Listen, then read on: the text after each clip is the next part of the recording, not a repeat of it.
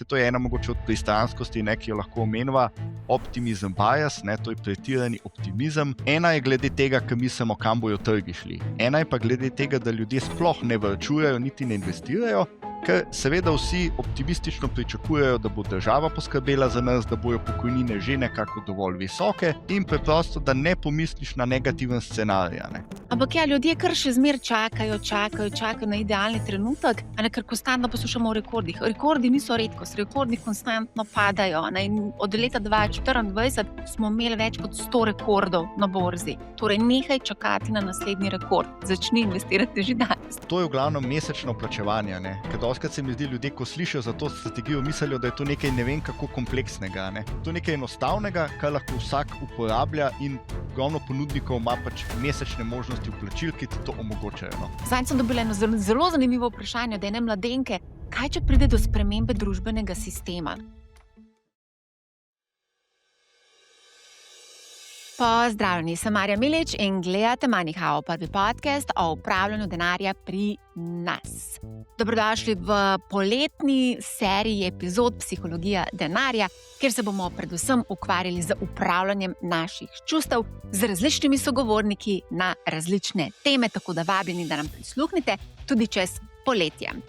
Vabljeni tudi na naš dogodek 19. oktobra, ko bo prišel Morgan Housel, avtor svetovne uspešnice Psihologija denarja.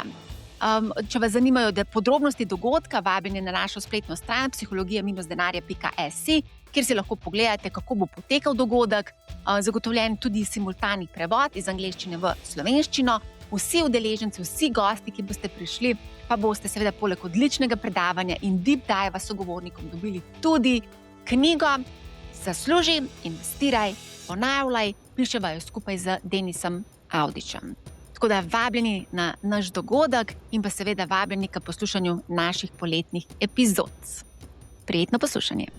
Pred mikrofonom je Žiga Vižentin iz pokojninske družbe A, ki se ukvarja tudi z behavioristiko. Zdravo, Žiga. Zdravo. Vse se ukvarjaš z behavioristiko? Ja, tako, pri pokojninskem varčevanju z vedenjsko je to ekonomijo in Točno to. psihologijo varčevanja, investiranja je tudi malo moj hobi in tudi služba. Pri pokojninskem varčevanju se mi zdi, da je zelo pomemben prav ta faktor vedenje posameznika, ker moramo planirati dolgoročno in nekako se nam ti dolgoročni plani ne zdijo ravno najbolj simpatični, rajš planiramo kratkoročne načrte, recimo počitnice naslednje leto, ali pa recimo darila za novo leto, kot pa da bi planirali naš najdaljši dopust v življenju, to pa je penzija, ker bomo preživeli 15-20 let. Zakaj?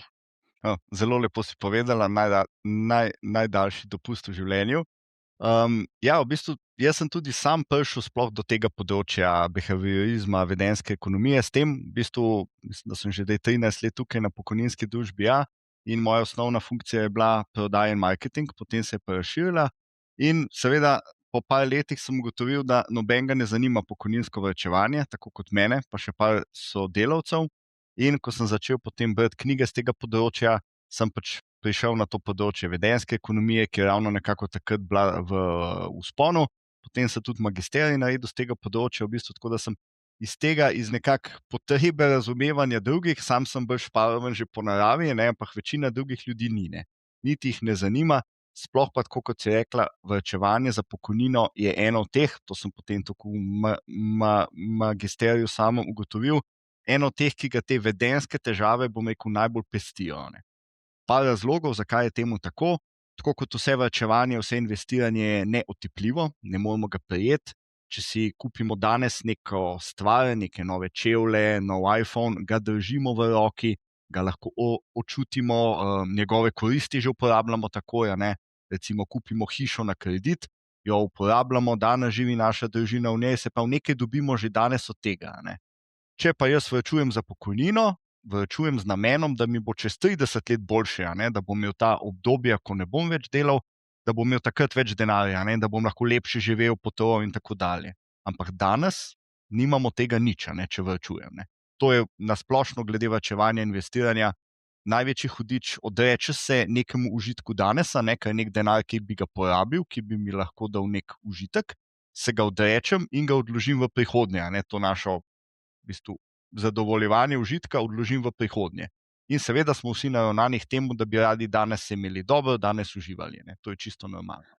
Ej, glih, ko govoriš o tem, ne, zdaj en tak zanimiv primer, zanimivim primerom se pravzaprav soočam zdaj v mojem življenju. In sicer okrog mene so različni posamezniki. Nekateri posamezniki so tako dolgoročno usmerjeni, razmišljajo o penziji, niso tako nagnjeni k temu, da bi realizirali neke trenutne želje, recimo po hitrih avtomobilih ali pa, ne vem, dragih torbicah, če lahko tako zelo parafraziram, ne.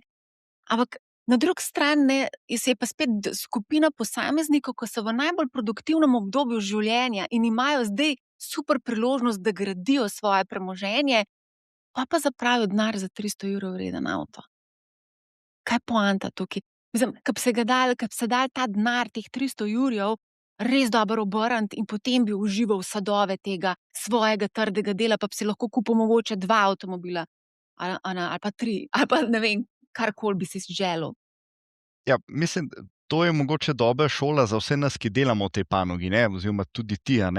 Mislim, da se vsi preveč pogosto, seveda, se družimo že v službah pač sami s sabo, hodimo na konference, kjer so finančniki oziroma ljudje, ki investirajo. Ne? Velika večina ljudi pa ni tako naravnana. Ne? Tako da mislim, da je dostikrat to, da se tudi mi ujamemo v to, ne, da pač večina ljudi razmišlja tako kot mi. Mislim, da je ravno obratno, seveda, večina ne.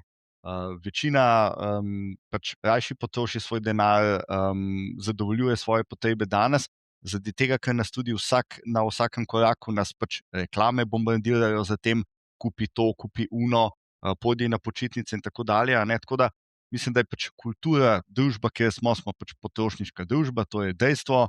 Na Instagramu, na Facebooku gledamo prijatelje, ki so na počitnicah, tudi sami bi šli, vidimo slike, vidimo lepe trenutke. In seveda na vsakem koraku nas pač bombardirajo podjetja, ki nam tudi probajo nekaj prodati, ker ona bojo tako zaslužila, da bomo mi kupili njihov produkt. Tudi del finančne industrije seveda nam z veseljem da to na kredite, nam dajo na obroke. Tako da tudi del finančne industrije živi od tega, da lahko danes praktično vse naše potrebe zadovoljimo, če nimamo dovolj denarja, se pravi, če gremo še čez naše zmožnosti, nam dajo pa kredite. Tako da mislim, da ni nič normalnega, da je družba taka, ker pač seveda v zadnji je pač želja po prodaji podjetij in želja po pač dobičku teh podjetij. Tako da zdaj je samo na nas, da se pač malo proti temu borimo. Seveda ne govorim, da živimo asketska življenja, pa si nič ne privoščimo, daleč od tega, ampak tako kot si rekla, verjetno je nek balans, neko ravnotežje med živeti dobro danes in pa da si nekaj na stran za hude čase, oziroma za neko prihodnost, ko mogoče ne bomo imeli takih prihodkov kot pa danes. Zdaj bo marsikdo rekel: "YOLO, you only live once." Daj si zdaj žduška, bomo pol razmišljali, ko bomo prišli do kje. Ampak to je lahko mogoče že za marsikoga prepozno, ker marsikdo pri 55 letih začne razmišljati: "Aha, čez 10 let grem pa v penzijo," pa naredi pregled svojih financ, pa reče: "Mogoče imam pa malo premalo ali pa bi mogel malo bolj intenzivno začeti varčevati." In ravno v tistem obdobju se mi zdi, da naredijo ljudje izjemno veliko napak. Seveda, tako kot si rekla, imamo neko obdobje v karierah, ko verjetno smo na nekem višku in če v tistem času pač ne boš dal nekaj denarja na stran, ga ne boš. Plus, če hočemo, da donos, bom rekel, oddela svoje, rabimo tudi nekaj časa.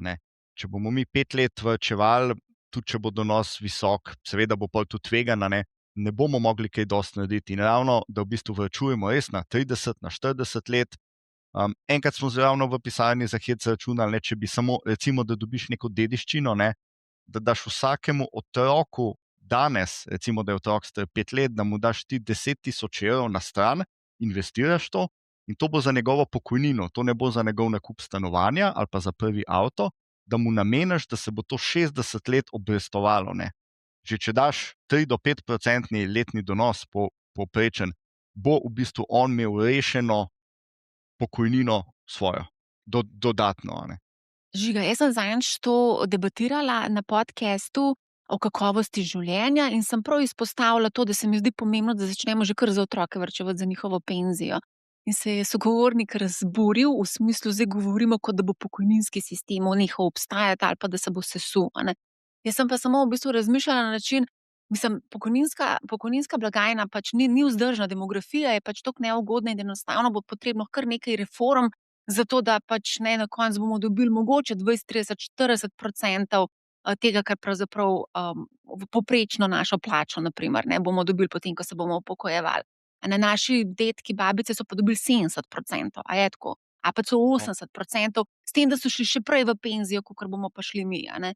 In čisto iz preventive sem rekla, dajmo varčevati, dajmo izkoristiti moč obrestno-obrestnega računa, če si mlad, a ne, to lahko dejansko izkoristiš in dela to za tebe na dolgi rok, a ne, in se potem lahko mirno upokojiš, ne. Kaj pa ti misliš o tem? Jaz sem absolutno tukaj na tvoji strani, ne. Škodi ne. Tudi če bojo javne pokojnine čez 50 let višje, kot mogoče midva misliva, a ne, boš še vedno imel en kup denarja, ki ga boš pač lahko porabil za druge namene. Oziroma pač imel neko večjo socialno varnost. Saj konec koncev je v tem, lahko izgubiš službo, lahko zboliš, lahko življenje je pač preplet pozitivnih in negativnih scenarijev verjetno, a ne. Eni imajo več sreče kot drugi kdaj, a ne, eni pa več smole, pa nekako v povprečju bomo vsi tam, a ne. Tako da jaz mislim, da seveda lahko debatiramo v nedogled, kakšne bojo pokojnine v prihodnje. Jaz mislim, da je zelo varno reči, da bojo nižje kot pa danes, potem pa gremo lahko v to, koliko nižje bojo, a ne. Ampak seveda, zakaj ne bi dal nekaj na stran, toliko kot te ne boli, da ti ne zažira v tvoj vsak dan, a ne. In pač boš imel neko rezervo, tako da mislim, da je edino pragmatično to narediti, a ne. Lahko pa seveda vsak mesec živiš do konca v limitu, brez prihrankov in za kreditom. Karkoli se ti bo zalomilo v življenju, pač boš v neki težki situaciji, ki bo vplivala na tvoje zdravje, na zdravje tvoje družine in na pač tvoj dobrobit. Tako da lahko živiš na, bom rekel, tiltu celo življenje, videl boš slike pa zgodbe samo tistega 1%, ki se jim bo izšlo, a ne, ali pa ne vem, uspešne podjetnike, večina, ne bom da rekel večina, velik del podjetij propade, velik del podjetnikov bankrotira. Pač tako je življenje, ne, na dolgi rok, podjetja rastejo, uspevajo, pač v življenju se nam zgodi vse možno, ne, in mi vedno mislimo, ne, se to je ena mogoče od pristranskosti, ne, ki jo lahko omenjava, optimizem bias, ne, to je pretirani optimizem. Če mene vprašate, katera je ena od najbolj močnih, bi rekel, da je ta, ki vpliva tudi na V tem investiranje. hipu definitivno. Zato, ker preprosto, ena je glede tega, ker mislimo, kam bojo trgi šli. Ena je pa glede tega, da ljudje sploh ne varčujejo, niti ne investirajo, ker seveda vsi optimistično pričakujejo, da bo država poskrbela za nas, da bojo pokojnine že nekako dovolj visoke in preprosto, da ne pomisliš na negativen scenarij, a ne. In to je v bistvu ena od pristranskosti, ki je najbolj zakoreninjena v nas, prisotna je v vseh rasah, v vseh starostnih skupinah. Ena zelo dobra knjiga je na to temo Optimism Bias od Tali Sharot, ena neuroznanstvenica, v bistvu, ki je to v bistvu nekako več razlag je, no, zakaj smo ljudje pretirano nagnjeni k optimističnim scenarijem glede prihodnosti. Ena od bolj verjetnih, ki tudi meni zelo zanimiva, je ta, da v bistvu ljudje smo edino bitje na svetu, edina, poleg skupaj z živalmi, edino bitje, ki lahko v bistvu v naših mislih si lahko potujemo v času. S tem mislim, da lahko si predstavljamo sebe čez 20, čez 30 let, a ne. Živali si tega ne morejo, to so pač dokazali z eksperimenti, da živali ne morejo razmišljati o sebi v prihodnosti. In kaj se zgodi, ko lahko v bistvu predstavljamo sebe v prihodnosti, si lahko predstavljamo tudi svojo smrt. Se pravi, vsi se zavedamo, da enkrat bomo umrli, a ne. In ena od razlag gre, da če mi ne bi imeli skozi evolucijo, da se nam je zgradil ta optimizem bias, se pravi pretirani optimizem glede prihodnosti, zato ker če ga ne bi imeli, bi praktično padli v depresijo, ker se zavedamo svoje umrljivosti in če ne bi bili optimistični glede prihodnosti, ne bi sploh ostali s posle, ne bi šli v službo, ne bi bili produktivnosti, a ne. Kolumb ne bi šel odkrivati Amerike, če ne bi bil optimist, a ne. In da je v bistvu to ena stvar, ki se nam je skozi evolucijo zgradila in je to v nas, to je vgrajeno v naše možgane, v način našega razmišljanja, ne. In zato seveda, ko pogledamo borzo ali pa kriptovalute ali pa recimo zdajšnji IPO, a ne, v nas je, da razmišljamo o optimističnem scenariju, ne pa v srednjem ali pa sploh ne daj o pesimističnem scenariju. Jaz ne vem, če se čisto strinjam s tem, ker se mi zdi, da je zelo veliko pesimizma prisotnega, sploh kar se tiče kapitalskih trgov, ker pač jaz mislim, da Slovenci smo načeloma, kar se tega tiče, po tega področja finančno nepismeni in posledično avtomatsko razmišljamo samo o negativnih scenarijih, potem pa obujamo spomine na Balkan, pa delnico Nove KBM, pa kakšen nateg je to, pa lahko izgubiš 50%, boš da kupim nepremičnino, a ne, ali pa zlato, ono, ko vsaj lahko v roki držim, a ne, to je vsaj moje, a ne.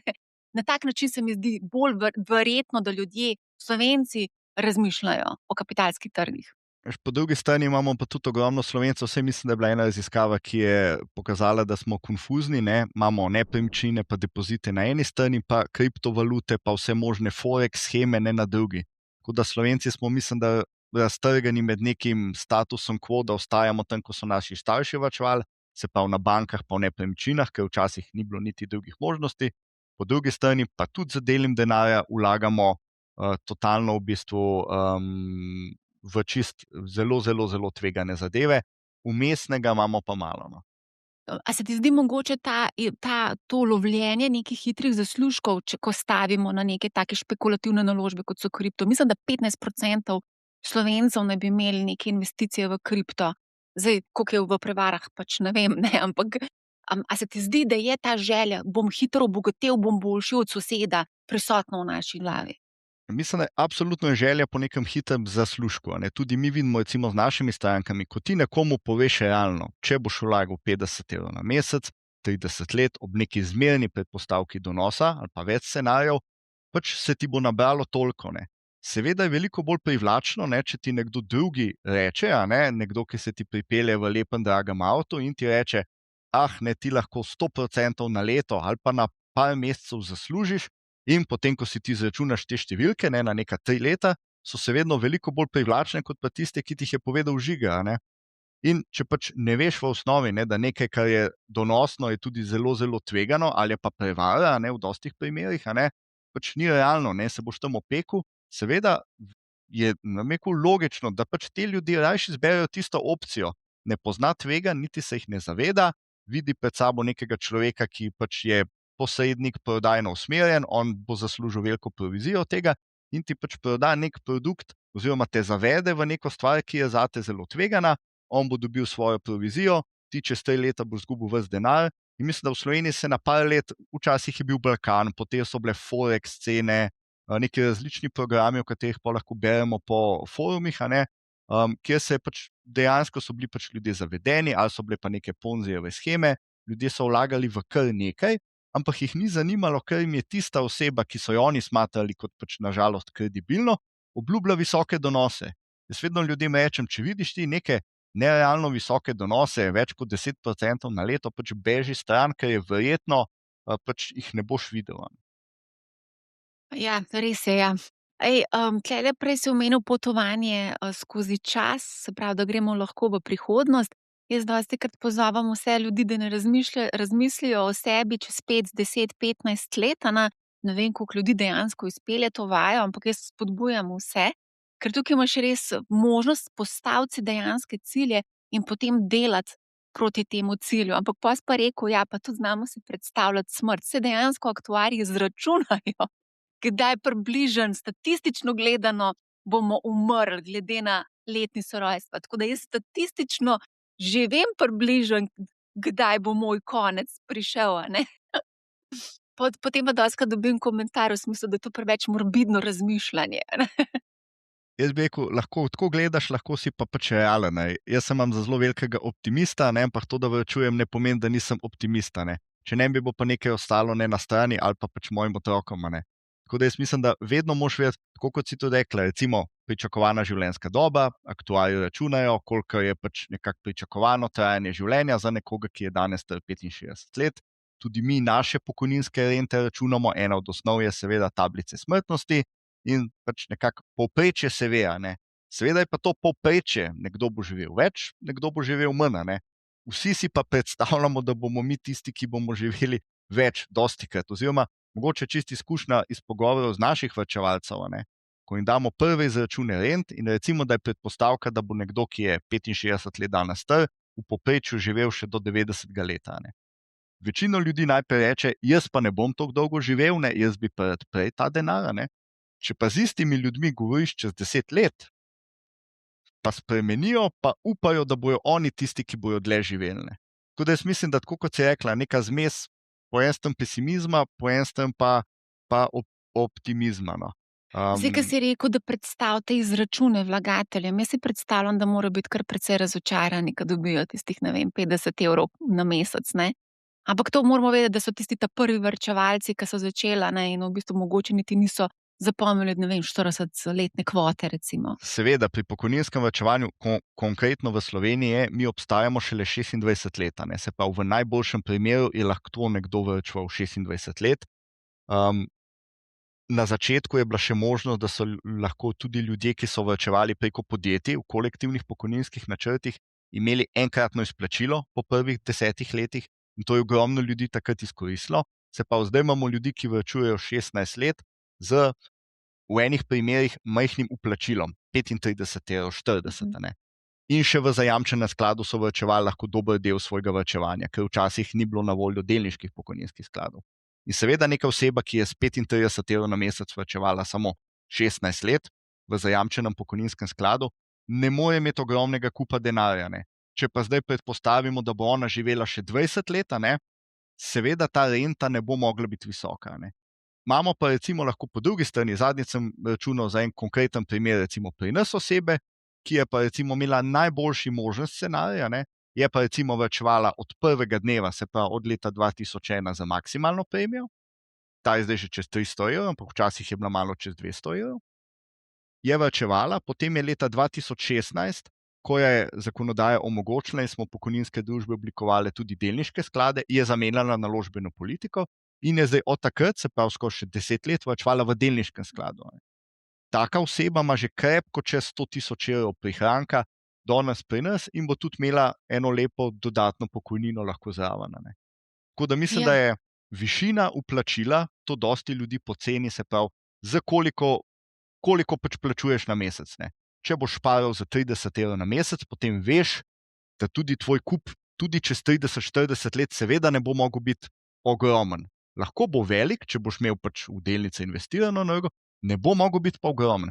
Če boš varčeval pa s 300-400 evrov na mesec, potem pa ta povezava je seveda čas varčevanja, donos, stroški in pa koliko plačuješ. Ne. Če boš malo plačeval, seveda si lahko na malo, na dolgi rok nekaj nabereš. Ampak treba biti tudi korekten, pošten do ljudi, če boste pač malo, da jim pač predstaviš fair izračun, no bom rekel. No. Ja, pa moramo biti tudi malo fair, da so pokojninske družbe bile zelo požrešne na začetku, ko so zaračunale tudi recimo po 7% vstopne stroške svojim strankam. To pa vem, ker sem delala raziskavo in ena od teh strank je bila tudi moja mama, tako da jaz imam dokumentacijo doma. Tako da potem pa je prišlo do omejitve teh stroškov, tako da te stroški zdaj ne morejo biti tako ekscesni, kot so bili. Stroški, lahko rečemo, v pokojninskem varčevanju so zmerni oziroma proti nizkim, če primerjamo s podobnimi, tako da zdaj so omejeni na 3 vstopne provizije, seveda izvajalci grejo lahko tudi nižje, in pa upravljalske provizije so bile v letošnjem letu znižane na 0,9 maksimalno, v naslednjem letu bo še en padec tudi določen že v zakonu na 0,8. Se pravi, več kot 0,8 upravljalske provizije. A to gre za delniške? Za delniške in zajamčene sklade. Tako. Se pravi, za vse sklade 0,8. Tako, letos je 0,9, naslednje leto pade na 0,8. Tako.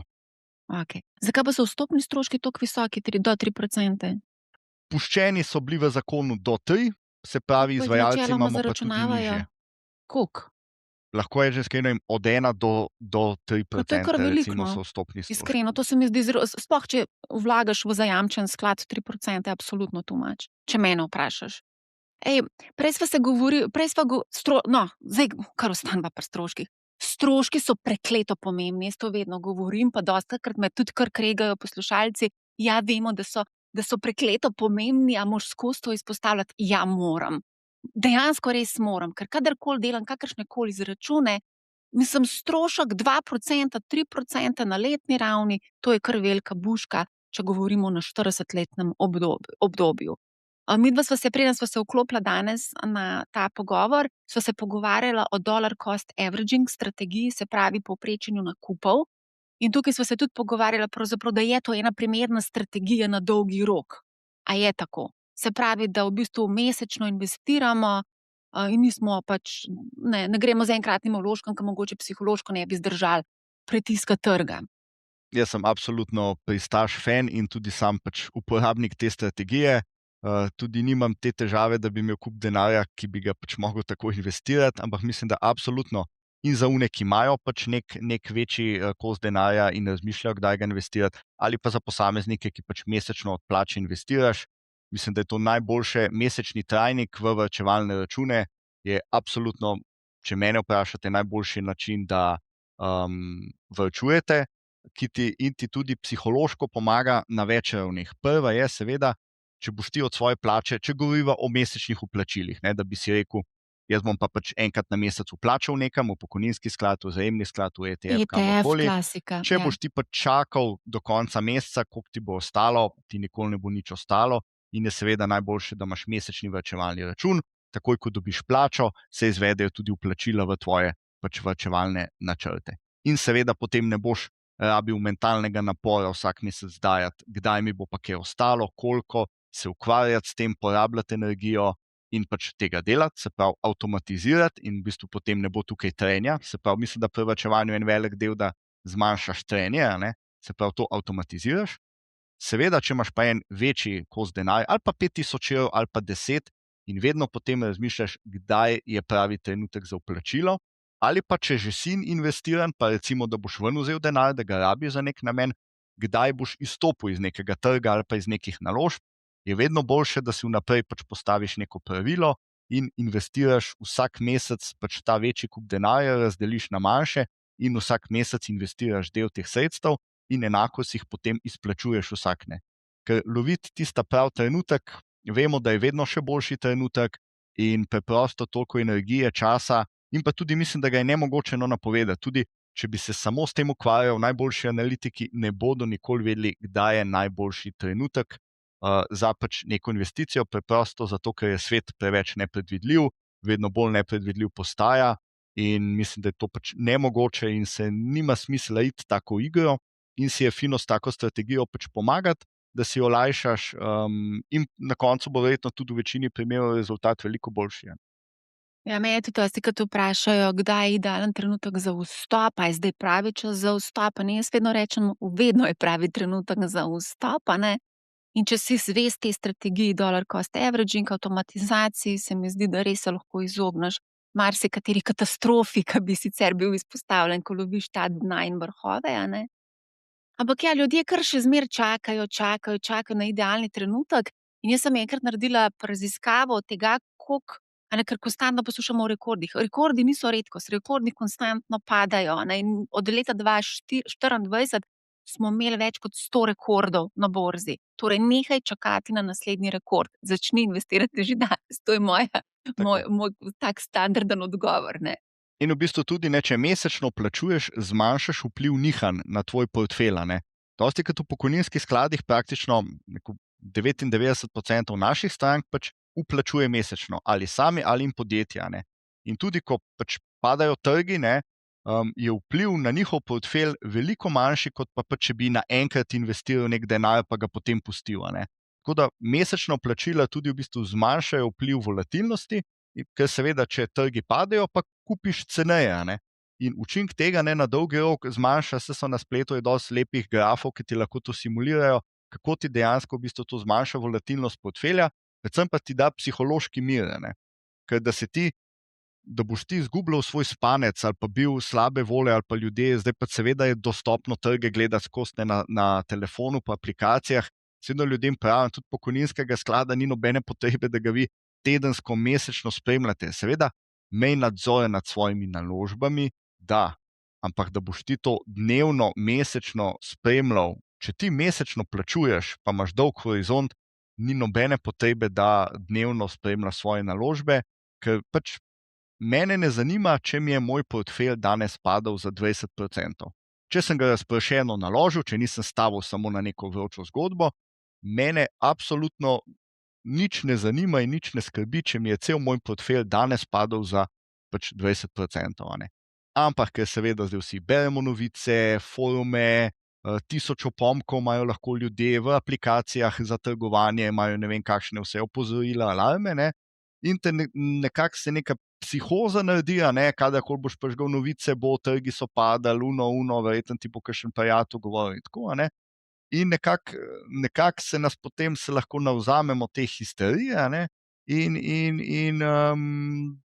in potem se še sami udamo temu. Gremo pogledat naš račun, potem pogledamo minus, potem smo pa res v skrbeh, a ne, in potem, če nas to še pelje dlje, sprejemamo neke odločitve, ki jih potem lahko obžalujemo. Se pravi, prodamo naložbe, ko padejo, in potem seveda ne sodelujemo zraven pri rasti, a ne. In smo potem naredili najslabše, a ne. Tako da mislim, da to je najslabše, kar lahko naredimo. In pa jaz vedno ljudem, kar rečem, ne prepogosto spremljati vašega stanja, ker ni nobene potrebe po tem. Jaz sem objavila en članek, vsak dan gledam portfelj, zakaj to lahko vodi do večjih izgub. Ker dejansko ti, ko gledaš vsak dan portfelj in si zelo občutljiv na vsako spremembo, če si že tako ali tako občutljiv, si spremljanjem vsakodnevnim portfelja še bolj občutljiv in hitreje sprejemaš odločitve, impulzivne odločitve, in to vodi v slabše rezultate. A ne, tako da cel kup raziskav je na to temo narejen, a ne, tako da smo pa zelo bolj občutljivi na izgube kot pa na dobiček. To je pa tudi kar nekaj psiholoških raziskav bilo narejeno na to Je temo. dokazano, da nas izguba boli približno enkrat pa pol bolj kot pa dobiček iste vrednosti, ne, se pravi, če izgubim 100 evrov ali pa če jih dobim, ena pa polkrat bolj občutim tisto izgubo, ne. To je ta strah pred izgubo, ki, tako kot si rekla, in seveda moramo pa vedeti, da če mi ne prodamo naložb, jih ne realiziramo, ne. Tako kot ljudje govorijo, sem 20% v plusu, se če ne prodaš, pač to je tvoj balans, Nisi. ki ga pa nisi realiziral, ne. Se pravi, tega, če nam portfelj niha, mi te izgube nismo realizirali. In če sem jaz naložil razpršeno, me ne rabi skrbeti, ker to nima nobenega vpliva na pač dejansko realizacijo mojega portfelja. Razen, če bi ga jaz danes likvidiral, če bi danes rabil denar, ne. Zato pa je tista stara modrost, da seveda, kar rabiš nujno, ne investiraj v nekaj, kar pač je volatilno, a ne. Vse drugo pa lahko. In če ti lahko počakaš, me ta izguba ne sme, in po mojem je najbolj, da takrat niti ne spremljamo preveč ne novic, ne tega, ne gremo gledati stanja, se ne pogovarjamo preveč z drugimi, ker ljudje smo nagnjeni k paniki, negativne stvari prenapihnemo in preprosto, no, da se ne vdamo temu in da ne spremljamo prepogosto. Zdaj, ki si rekel, a ne, da drugi ti govorijo, a ne, ti bo povedal mesar, frizer, sosed, bral boš po časopisih, ne vem, šel boš na kavo z nekom in vsi bojo nekaj govorili, ne. Temu se reče peer pressure, a ne, in pomembno je, kdo nas obkroža, kdo nas obdaja, s kom se družimo, konec koncev, če sem čisto iskrena, ne. Ta nas lahko zapelje v neke iracionalne nakupe, a ne, zaradi tega, ker hočemo tekmovati, pač nagnjeni smo k temu, da tekmujemo, a ne. Tako da je pomembno, s kom se obkrožaš, a ne, sploh takrat, ko se dogaja ena taka kriza, in ena kriza bo ziher prišla in ziher nas bo bolela, ne. Zdaj pa potem je pa zelo pomembno, a ne, kako bomo konzumirali informacije. Če bomo gledali skozi TikTok, ne, ali pa Reelse ali pa YouTube, pa nas bo algoritem hitro ujel, a ne, in nam bo samo feedal tisto, kar nas je že v samem štartu zanimalo, in to bo povzročilo paniko, se mi zdi, pri ljudeh, ne. Tako, vojna, vojna, vojna, panika, panika. Zato so pomembne tudi take vsebine, ki jih ti delaš, ki pač ljudi izobražujejo, da se bojo sami mogoče znali bolj kritično presoditi, da to, kar mu je pa pač mesar povedal glede naložb, pa mogoče nima smisla. In enako, ko stvari rastejo, zakaj rastejo? Zato, ker pač rastejo. In zakaj jih kupujem? Zato, ker rastejo, ne?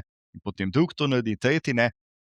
Jaz nimam iluzije, da se bo večina ljudi poglabljalo v ozadje, zakaj nekaj raste, zakaj nekaj pada, ampak mogoče samo toliko, da ne odreagirajo panično, in se izognejo temu. Mogoče zato pa več pozornosti nameniti, kam vložiš denar na začetku, in kot sem mogoče že 5krat vmes omenil, če vložiš nekam razpršeno v neke solidne zadeve, ki niso lahko muhe enodnevnice ali pa neke zgodbe, ki morda lahko bodo, morda ne, potem te rabi veliko manj skrbeti kasneje v prihodnje, ne. Dostikrat vprašanja, ki ga recimo mi dobimo tudi glede pokojninskega varčevanja, je, kaj pa če propadete, oziroma kdo jamči za vaše naložbe, ne? A jamči država, ne? In vedno povem, ne, recimo v našem delniškem skladu je maksimalno razpršeno premoženje na razvitih trgih Amerike, Evrope, in bi moglo sočasno propasti praktično vsa razvita podjetja na tem svetu, da bi ta denar izginil, ne. In meni se zdi to večja varnost, kot pa da bi rekli, država garantira za tem, ali pa mi imamo to pozavarovano, ne. Pač se pripravi razpršitev v vse naložbe po tem svetu, potem pa vsi rečejo, aha, Vse, če bi pa vse to propadlo, potem verjetno bi bila svetovna vojna, verjetno bi imel problem z življenjem, z tem, kaj bom jedel. Potem Pogreš rečem, pa kupiti ja, zlato. sem rekel, to je pa potem ta skrajni scenarij, ampak to ni pesimizem, to je nek kataklizmični scenarij, v katerem bo potem najmanjši problem, bojo verjetno te naši prihranki. Pa tudi verjetno s tisto zlato palico si v takem scenariju ne boš mogel nič pomagati, ker pač pojesti je ne boš mogel, mogoče jo boš dal kakšnemu cariniku, da te bo spustil na letalo za Ameriko, ne vem, če boš ocenil, da bo cela Evropa ujeta v svetovni vojni, Pa to govorimo res o nekih drastičnih scenarijih, Tako da mislim, da tudi v tem primeru pa pač potem ok, Jaz tudi dobim dostikrat tako vprašanje, kaj pa če propade, kaj pa če bo to, kaj pa če bo ono, Veliko je tehnike. Zdaj sem dobila eno zelo zanimivo vprašanje od ene mladenke, kaj če pride do spremembe družbenega sistema. In to je ful dobro vprašanje. In jaz sem se pogovarjala z Miha Jazbinšek, on je znan po Jazbinškovem zakonu in je ravno govoril o spremembi družbenega sistema in kako v bistvu politika takrat mora odreagirati, kako ljudje reagirajo, kako morajo sprejeti določene poteze. Kaj če pride do spremembe družbenega sistema, Žiga? Ja, dobro vprašanje, tako že malo futuristično, filozofsko. Sej v Sloveniji, v Jugoslaviji smo to dal česa, treba biti iskren. Pač smo industrialce, smo jim vzeli premoženje, smo nacionalizirali, verjetno velik del so jih pobili, en del je mogel zbežati. Kad sem govoril, sem imel srečo spoznati eno fantastično gospo, ki je tako široka, ki je bila od enih iz družin, ki mi je povedala, da se spomni, ko so jim pač prišli v stanovanje povedati, da jim bojo vzeli njihovo podjetje, ki so ga ustvarjali, neka kemična tovarna, in potem so pač mogli zbežati, pustili so jim njihovo stanovanje, pa namignili so jim, da tudi to ne bo še dolgo časa zdržalo, in je pač mogla zbežati v Britanijo, kjer je potem delala kot čistilka in potem šele, ne vem, čez 50 let nazaj po osamosvojitvi, denacionalizaciji, je potem dobila nazaj nekaj tega, ko je bila že stara več kot 80 let. Tako da, dajmo reči, neki taki skrajni scenariji se lahko zgodijo, so izjemno, izjemno malo verjetni. Jaz mislim, da glavno je, da boš to zaznal vmes, ko se bo dogajalo, ker vseeno take stvari se ne zgodijo čez noč, vseeno, in da boš pač prej zaznal to in morda del tega svojega premoženja kanaliziral nekam drugam, ne vem, kupil stanovanje v Londonu ali kaj takega, če govorijo o nekih takih scenarijih. Vseeno, čez noč, midva se ne bova jutri zbudila, pa nam bo kdo zaplenil premoženje, ta stvar se bo vseeno malo napeljevala, zorela, dajmo tako reči, Če pa bi tako drastično mogoče kazalo, da bo, bi pa mogoče pa lahko razmišljal, ok, tisti ETF, ki ga imam, kdo je globalen skrbnik, a če bom jaz se preselil v Ameriko, se bom lahko tam javil v eni banki, pa bo rekel, ok, Žiga, ti imaš pa res pa uno JB Mellon banku, upisan in imaš toliko delnic tega. Zdaj govoriva res o nekih skrajnih scenarijih, ne bi pa zato si kupičil zlata v kleti, pa ne vem, česa podobnega. Zaradi takega namena. Čist še en odšteken scenarij, invazija vesoljcev. Ne, zdaj hvatamo se, ne. Ampak, okej, mislim, vse je možno, tudi to, Jaz mislim, da zaznati pa se prilagoditi. Sej življenje se spreminja, svet se, moramo biti prilagodljivi, ne da vztrajamo. Mogoče pa, kar je danes dobra naložba, ni nujno, da bo dobra čez 50 let. Vse se spreminja, tudi obveznice smo govorili, da so varne naložbe, pa nekaj let nazaj niso bile varne naložbe, in podobno. Svet se spreminja, bodimo v stiku s časom in se pač prilagajamo. Zadnjič, ko sem imela predavanje, mislim, da je investiranje za začetnike, naredila sem primerjavo S&P 500 danes in pred 20 leti, top 10, kaj je bilo pred 20 leti v top 10 in kaj je danes v top 10. Samo eno podjetje se je obdržalo. A veš, katero? General Electric, rekel sem na pamet. Microsoft. Ok, Microsoft. Samo Microsoft. Tako da v bistvu se spreminjajo stvari, se spreminjajo panoge, podjetja, vse to se spreminja. Ravno to, kar si rekla, S&P 500 je dobro pogledati. Podjetja pač, kot sem prej tudi rekel, ne na podjetnike. Podjetja rastejo, podjetja padajo, propadajo. Entropija je neka naravna lastnost vseh živih bitij, vsaka celica v nas propada. tudi midva bova enkrat propadla, ne, upava pri Bova, 90, jaz to 100 točno letih. vem, kdaj. Tako, in enako se dogaja s podjetji, a ne. Podjetja imajo tudi neke cikle in nobeno podjetje ne bo večno, tisto, kar je danes inovativno, čez 10 let ne bo več inovativno in tako dalje. In zato so pa tudi recimo indeksi dobri, ker se pač skozi sledi inovativna podjetja. Ti ne boš mogel vedeti, pač, kje je. In tudi enkrat bo prišel čas, ko ti več ne boš inovativen. Jaz tudi verjetno več nisem, ker sem že v svojih letih. Pač tako prihaja, hvala Bogu, prihajajo mladi, prihajajo nove ideje in pač, če pa ti investiraš pač v nek indeks, boš skozi skrbel, da boš investiran v 500 najbolj dinamičnih podjetij, a ne. Tako da, ja, spremembe se dogajajo in fino je, da imamo neke inštrumente, ki nam pomagajo, da lahko jaz ne rabim razmišljati pa gledati, kje jih je teh 500 podjetij, ampak lahko preprosto investiram v ene indekse, ne. Ja, recimo FTSE All World ne vsebuje tako razvite trge kot trge v razvoju. In zdaj, ko govorimo o scenariju, Kitajci bodo prevladali svet, bojo prevzeli ta primat, bojo ta glavni, ne. Tukaj znotraj indeksa se bo avtomatsko zgodila prilagoditev. Zdaj imamo, ne vem, 60% Amerike, Kitajske mislim, da je na 3% mogoče, a ne. Se pravi, to se bo znotraj v bistvu potem samo nekako očistilo ali pa korigiralo, a ne. Tako Ej, je. greva midva mogoče se malo vrniti nazaj, in sicer na DCA, a ne, ko sva govorila prej, a ne, pa dostikrat dobim vprašanje, ja, pa koliko mesečno naj jaz investiram? 50, 100, 200 evrov. Ker tukaj pa dejansko pridejo stroški do izraza, a ne. In recimo, verjetno se marsikdo sprašuje, zdaj, ne vem, investiram preko Trade Republic, investiram preko Interactive Brokers, investiram preko individualnih naložbenih računov, pri katerem znesku se mi splača, koliko denarja mesečno investirati, da bom ekonomsko čez dobro prišel. Ne, to je matematika Ja. dejansko. Ja. To je pa ključno povezano z tem, kakšne stroške ti obračunava ta tvoj ponudnik, prek katerega boš izvajal te transakcije. Lahko je to ponudnik INR, lahko je drug, lahko je pokojninski sklad, lahko je Trade Republic, kot si rekla. Tukaj je ključ prebrati drobni tisk, ker vsi nekaj pač obljubljajo, se pravi, kakšen je strošek tega mesečnega vplačila, recimo, da imajo možnost mesečnega varčevalnega načrta, mesečnih vplačil. Se pravi, en strošek, ki ga mislim, da zdaj že ljudje dobro poznajo, je upravljalska provizija pač sklada ETF-a, kamor se to vloži. To je pač en strošek, ki bo glede na sredstva, pa tudi pogledati, od česa se obračunava strošek. In če recimo upravljalske provizije so v procentih od sredstev. Ok, to je en strošek. Potem imaš pa, tako kot so se že prej dotaknili, lahko vstopne provizije in pa še kakšne stroške vplačil, stroške tega mesečnega trajnika.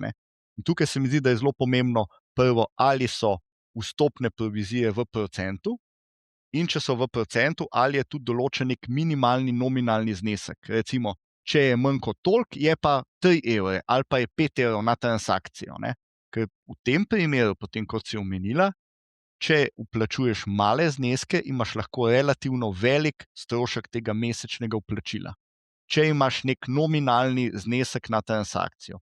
In bi bilo iz tega vidika bolj racionalno, se pravi, seveda nek večji znesek, če si ga lahko privoščiš investirati. Če pa imaš v procentu in brez nekega minimalnega nominalnega zneska, potem je pa, bom rekel, vseeno. Ali pa če nimaš vstopne provizije, nekateri varčevalni računi tudi nimajo vstopnega stroška, v tem primeru pa lahko plačuješ tudi mali znesek, ker ne bo nobenega stroška obračunanega in boš imel obračunano samo upravljalsko provizijo od pač sredstev, ki jih imaš. Tako da mislim, da tukaj res podrobno prebrati pogoje, rajši dvakrat vprašati ponudnika, če ti ni kaj jasno, ker dostikrat so ti pogoji lahko napisani, bom rekel tako, nepregledno, oziroma jih je zelo težko razumeti. Rajši dvakrat vprašati, koliko je pa res na primeru, če bi 100 evrov mesečno plačeval, kakšen strošek mi boste konkretno obračunali. In pa paziti se, mogoče bo kdaj kakšni ponudili samo prvo leto ne bo vstopnega stroška ali pa kaj takega. Se pravi, zavedati se stroškov ponudnika, pri katerem si, in res smotrno izbrati v bistvu ponudnika tudi glede na stroške. Ker tako kot si rekla, stroški so velik del pri tem, koliko ti bo na koncu ostalo. Ja, ful, mi delamo konstantno izračune, tako da tle res zelo pomembno vpliva, če imaš 0,2% pa če imaš 2,5%. na letni ravni to ogromno ti odnese, dobesedno Recimo, od zaslužka. primerno bom dal, zadnjič sem si malo časa vzel, sem hotel sam pogledati stroške ponudnikov in računov. Lahko iskreno rečem, da po 5 minutah gledanja sem opustil, ker me je začela boleti glava, pa sem vajen tega gledati. Je bilo za moje pojme zelo, zelo nepregledno. No. Pojdi gledati na našo spletno stran. Vem, ti imaš primerjalnik. Odklenan je, INR Tako, primerjalnik je zdaj odklenan in si lahko Tako. pogledate strukturo stroškov. To je preveč zakompliciran, Tako. stroški so ful visoki. Ko govorimo o DCA strategiji, jaz bi rekla, da v znotraj INR-ja boh ne da investirati 50, 100, 200, 300 evrov. Stroški so brutalno visoki. Bolj smiselno, če že gremo v to zgodbo, je, da investiramo po 5000 evrov, 3, 4, 5000 evrov na, se pravi, transakcijo oziroma na investicijo, na nakup, ne. Ja. Tako da pazite, no. Kar se pa tiče, recimo, zdaj si omenjal vstopne stroške, upravljalska provizija. Pri ETF-ih je v bistvu celoten strošek TR, Total Expense Ratio, je znan. Načeloma je od 0 do 0,2%. 0,2% je že kar veliko, no. Nekateri nišni ETF-ji so mogoče malce dražji, ampak to je to, that's it. Pa imam pa strošek nakupa, zdaj nakup na Trade Republic je lahko 1 evro ali pa recimo na Interactive Brokers je 3 evre. Ampak če pa sklenemo nek varčevalni račun, recimo Trade Republic je pa nič. Tako je, ja. Tako da se mi zdi, da je tudi treba te stvari povedati. Nekateri ponudniki pri nas pa računajo vstopne stroške, 1%, 3%, ne vem koliko procentov. Se mi zdi, da je pomembno, da vemo tudi te stvari, no. Pa absolutno mislim, da je na ponudnikih, da so te stroški skriti na način, da jih človek razume. No. Saj tudi, ko ti klikneš nakup oziroma se ti odpre pravzaprav možnost, da natančno pregledaš strukturo stroškov. Tudi, če kupuješ preko Interactive Brokers, Trade Republic, Revolut, imaš možnost se o tem informirati, preden klikneš buy, ne. Tako da to se mi zdi pomembno. Ja. Sploh pa recimo, če sklepaš zavarovanja ali pa pokojninska varčevanja, tule si moraš pa res malo več časa vzeti, da natančno pogledaš, kaj to pomeni, pa kaj pomeni potem, ko boš sklenil rentno varčevanje oziroma zavarovanje, potem, ko boš zaključil to delovno aktivno obdobje vplačevanja in potem boš imel rentno, je treba tudi pogledati, kakšni so stroški izplačila rent, administrativni stroški, a ne. Pa bom rekel še davčni vidik tudi, ne. Plus Davčni vidik nečesa črpanja, ker v bistvu nekaj je, koliko boš ti bruto imel na nekem varčevanju, kakršnekoli, a ne. Koliko je pa potem v bistvu, ker konec dneva tebe zanima, koliko boš neto dobil od pač tvojih prihrankov, ne. In tukaj je lahko tudi ogromna razlika v rezultatu, koliko imaš stanje, koliko boš pa potem dejansko dobil in na kakšen način boš črpal te prihranke, ker tudi na samega načina črpanja je lahko v bistvu zelo odvisno, koliko boš tudi obdavčena, ne. Zdaj, kar se tiče, da zaključiva s tem dollar cost averaging, če vas zanima več, sem napisala članek DCA strategija, se pravi strategija povprečanja nakupov, pa si lahko mogoče malo bolj podrobno preverite potem v tem članku. Pa mogoče tukaj bi sam, ne, tako rekel, mogoče poljudno za ljudi. To je v glavnem mesečno plačevanje, ne. Ker dostikrat se mi zdi, ljudje, ko slišijo za to strategijo, mislijo, da je to nekaj ne vem kako kompleksnega, ne. To je nekaj enostavnega, kar lahko vsak uporablja in ogromno ponudnikov ima pač mesečne možnosti vplačil, ki ti to omogočajo, no. Mogoče to, ker jaz dostikrat, ko ljudje za to slišijo, mislijo, da je to nekaj blazno kompleksnega. Ne. To je čisto enostavno in to je ravno namenjeno vsakemu posamezniku. Ne pa komu, ki kaj zna ali pa karkoli, ne. Ti lahko nastaviš, a hočeš, da je mesečno. Lahko imaš četrtletno, lahko imaš polletno, letno, mesečno, ne vem, različno obdobje, a ne, si lahko sam nastaviš. Ko govoriš o avtomatizaciji, jaz sem velik pristaš avtomatizacije, jaz imam vse naštimano na avtomatizacijo, se pravi, trajnik na moji banki, nakazilo na moje brokerje, se pravi, razpršeno, in potem na brokerju, na borznem posredniku sklenjeno, se pravi, varčevanje, savings plan ali pa recurring buy, a ne. Tako da to se stalno pol dogaja v ozadju in jaz se ne ukvarjam s tem, a zdaj bom kupila ali ne bom kupila, je pa res, da ko se dogajajo pač premiki navzdol, a ne, grem pa jaz nazaj v shopping, a ne, tista strategija v ozadju dela, ampak jaz takrat dokupujem, no. Tako, je tudi lahko neka enostavna strategija, da ko trgi padajo, pa dvojno kupiš vse, ne. Lahko Kot imaš trajnikov, ne, recimo, ne. To je čisto, ni naložbena svet, ampak je neka taka psihološka, ko pada, drugi se bojo ustrašili, ti pa podvojiš stavo, no, nekako, no. Zdaj, midva, ko sva se pogovarjala pred vklopom, sem ti tudi omenila to raziskavo, da mi v glavi imamo dolgoročni cilj, cilj penzija, cilj stanovanje, cilj varčevanje za otroke, cilj varčevanje za zdravstvo, ampak ko pa pride do teh nihajev, se pa ta naš horizont začne ful krajšati, začnemo bolj kratkoročno razmišljati ravno iz te panike. Ja, mislim, da to je dokazano psihološko, pridemo v nek panic mode, ne? In takrat se naša pozornost, ne, psu se ušesa našpičijo, ne, ko zazna neko nenevarnost, nam se pa tudi naše oči odprejo, zenice razširijo in takrat še bolj spremljamo, ker se na nek način čutimo neko nevarnost. Ne. Če se govori o nekih padcih, zlomih na borzi, to pač povezujemo z neko nevarnostjo, vojne in tako dalje. Ne. In seveda smo takrat bolj pozorni, potem gledamo bolj te novice, potem seveda nam zdaj, kot si omenila, algoritmi jih še več potem servirajo. In potem smo še bolj v paniki, in potem pridem domov, ves paničen, kaj pa zdaj to z mojim denarjem, in zelo hitro se navlečemo od tega. Se pravi, jaz mislim, da je v osnovi to nek naš navaden biološki odziv na neko nevarnost, ne? In potem nas to pač potem zapelje v paniko, oziroma čredni nagon, potem ne naredi svoje, potem so drugi panični, potem smo še mi in potem vsi tečemo ven iz stavbe, čeprav ni požara. Ne? Tukaj mogoče je najboljši nasvet, da se pač umirimo, ker kot sva že prej večkrat danes ponovila, izguba današnja na trgih nima nobenega vpliva name, če dolgoročno varčujem, tako da moja hiša ne gori in mi ni treba steči ven, tudi če vsi sosedje ven tečejo. Ja, ampak mi dostikrat gledamo, kako sosedi tečejo. Jaz se spomnim, zdaj kakšen scenarij se mi je narisal v glavi. Daj ga bom povedala. Stara sem bila 11 let, sirene so tolile na Jesenicah za bombni napad oziroma za napad, ne.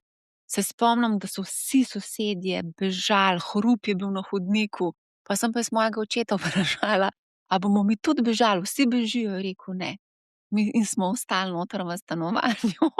To je bil en tak scenarij, ke pač nismo bili del črede, ampak smo tam ostali. Ja. Pa mogoče bi bilo boljše, da bi bili takrat del črede, iskreno, No, čeprav ni bilo nobenega napada na civiliste, niso bombardirali, stanovanjskega bloka, ampak, ne.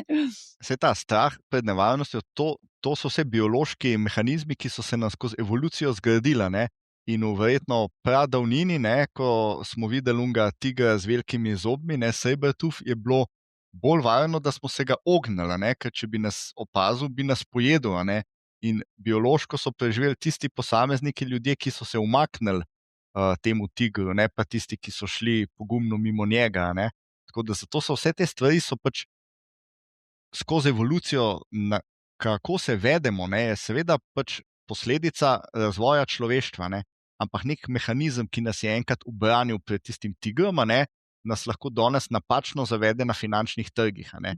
Neke stvari so še vedno pozitivne, ne, da stečemo iz hiše, če verjetno mislimo, da gori, a ne, ampak isto vedenje pa ni dobro na finančnih trgih pri investiranju ali pa pri varčevanju, ne. Tako da jaz rečem, vse te naše odzivi, čustveni, biološki, kako se odzivamo, ne, na stvari, so posledica naše evolucije in so v 90% je seveda prav, da se tako odzivamo. Ne gremo v temno ulico, ne gremo nekam v klet, ki nam je nepoznano. Ne. To je vse nekaj pogojeno, da je bila lahko tam nevarnost in da je dobro se ogniti. Ampak v nekem procentu pa te mehanizmi niso dobri. In finance, investiranje je eno tipično, neki driverji, ki nas vodijo skozi življenje, ki so pravilni, absolutno, ne, pa tukaj lahko ne grejo v pozitiven rezultat. Zdaj omenjaš tigra, jaz vidim čredo ovac. Saj veš, kako gremo. Ja. Cena zlata raste, ni panike, gremo, četica, gremo. A ne, ali pa srebra, ali pa ne vem, zdaj gledamo rekorde na borzah, a ne, pa gremo, zdaj pač ta hype, a ne, zdaj se kripto počiva, tam imamo zimo, pa mogoče je zdaj priložnost tam, da kaj kupimo, ampak ne, zdaj gledamo SpaceX in druge IPO-je in vse, kar raste. Skratka, greva samo še eno temo se dotakniti, ke se mi zdi tudi ful zanimiva, pa vem, da veliko ljudi razmišlja o tem, vsaj razmišlja, ne vem, če jih dejansko to veliko udejanji. FIRE. Financial Independence Retire Early. To je tudi nek movement bil, že mislim, da v 80-ih je nastal, za neko knjigo, ki je bila napisana, a ne, in pač še danes mladi fantazirajo, sanjajo o tem, da se bodo zgodaj upokojili in da bodo dosegli neko finančno svobodo. Ja, to je tako, kot si rekla, neko gibanje, ki ima zdaj že kar dolgo zgodovino, ne. Je prisotno pri delu mladih, sam iskreno ne vem, pri kakšnem delu, ker pri drugem delu mladih se mi zdi, je pa ravno kontraefekt, mislim, kontra nagnjene pač uživanju danes, tako kot si prej omenila Jolo, Jolo. tako da procentualno je zagotovo veliko več teh kot pa FIRE, je pa zelo prisoten predvsem tudi na forumih, po tej skupnosti, ker seveda se te ljudje bolj zanimajo za investiranje oziroma kako se osamosvojiti, in mogoče tako, kot sem tudi že rekel zadnjič, ta FIRE je seveda sestavljen iz tega, koliko porabljaš, in koliko daješ na stran, ker konec dneva se ti mora ta enačba izideti. Seveda je dobro, da bi vsi težili k temu, da imamo neko rezervo za hude čase, in pa seveda potem vprašanje, v kolkem času si boš nabral neko premoženje, da ne boš odvisen za tvoje vsakodnevno življenje s tem, da moraš delati. Se pravi, da boš imel ta luksus, da delaš tiste stvari, ki so ti všeč, in da izbiraš tiste stvari, ki so ti tako, ki te zanimajo, in da ne boš obremenjen s tem, da boš mogel kredit odplačevati, oziroma da boš mogel mesečni nek prihodek prinesti, da boš od plače govorim, da boš pač lahko živel, da boš imel dovolj naložb, da ti bojo tak mesečni prihodek zagotovile, da boš v tem delu svoboden. Lahko boš potem še bolj uspešen, ker boš delal tiste stvari, ki te zanimajo, in boš potem še več zaslužil. Tako da jaz mislim, da je seveda, da bi, če le možno, da bi se mogli vsi tudi pri izbiri služb, pri karierah, seveda pač imeti v mislih to, da delamo, kar nam je všeč, kar je dobro, in pa tudi kar nekako nam nek dovolj velik prihodek prinaša, da lahko pač nekako dobro živimo. Da nismo tisti, da bomo na kreditu celo našo kariero in potem bomo tihi in poslušni in državljani, in samo odplačevali nekaj za nekoga drugega. Tako da ideja je v osnovi dobra, koliko ostro jo hočeš sam implementirati, oziroma imaš možnost, je pa seveda odvisno od vsakega. Seveda, če že dobiš od nekoga neko, ne vem, bom rekel, doto pomoč pri nakupu stanovanja, se seveda ne rabiš toliko zakreditirati. Potem je vprašanje, kakšno nepremičnino si kupiti, koliko veliko, koliko drago, ali res rabiš hišo v Ljubljani, ali je dobra hiša nekje drugje. Mislim, da je en sklop odločitev, ki te lahko pelje do tega ali ne. Seveda, če nekdo gre striktno s ciljem, da bo finančno neodvisen, bo mogel veliko pragmatičnih odločitev sprejemati na vsakem koraku, od tega, kakšno hrano kupuje, kam gre na dopust, kje živi, koliko bo dal za neke stroške. Jaz mogoče samo osebno pri sebi mislim, da je neko ravnotežje fino, neko razmerje, pa mislim, da tudi koliko lahko dosežeš ta FIRE, je verjetno malo pogojeno tudi z tvojim širšim. Vsi imamo partnerja, imamo družino. FIRE je verjetno lažje, če si sam. Še lažje, če imaš bogatega partnerja. Se malo pohecam, mislim, čistko, to je zelo subjektivna stvar. Enemu, ki je dobil že neko premoženje odprej, bo zelo lahko hitro reči, pač, ja, jaz sem pa finančno neodvisen. Zdaj, seveda, nekdo, ki bo sam si mogel ustvariti, da si bo kupil nepremičnino iz nule, bo seveda dlje rabil. Seveda lahko pa ne, če ne rabiš kupiti stanovanja, lahko ga ne imaš. Ampak hočem reči, zelo je odvisno od človeka do človeka, koliko je ta njegov cilj biti finančno neodvisen realen. Seveda je pa dobro, da bi vsi stremeli k temu, da smo čim bolj, kot nam dopušča življenje, finančno neodvisni. Zdaj, ko si govoril, sem jaz googlala, ker pač jaz nisem tako pametna, da bi si vse te stvari zapomnila. Konfucij je menda rekel: izberi delo, ki ga ljubiš, in nikoli več ne boš moral delati, ne boš delal nekaj takega. No? 4% pravilo v Ameriki, ki v bistvu nekako odmeri, koliko denarja rabiš za to, da pač lahko udobno živiš v pokoju, se zdaj spreminja to pravilo, in sicer so zvišali od 4,7 do 5% na letni ravni. Tako, že nekaj let so zdaj članki, da 4% is broken, in v bistvu vse, kar so naredili, samo povečali so ta procent. Tako da zdaj ideja osnovna je bila za tiste, ki vejo, da preprosto, ko si v pokoju, imaš nek kupček. V Ameriki ni v navadi, da kupiš neko rento, anuiteto pri nekem ponudniku, ampak so vsi preprosto pustili tudi večinsko v delnicah še vedno investirati ta svoj denar in so preprosto 4% letno črpali, toliko kot ne bi ti nekako donosi prinesli in bi nekako ti lahko pač s tem živel.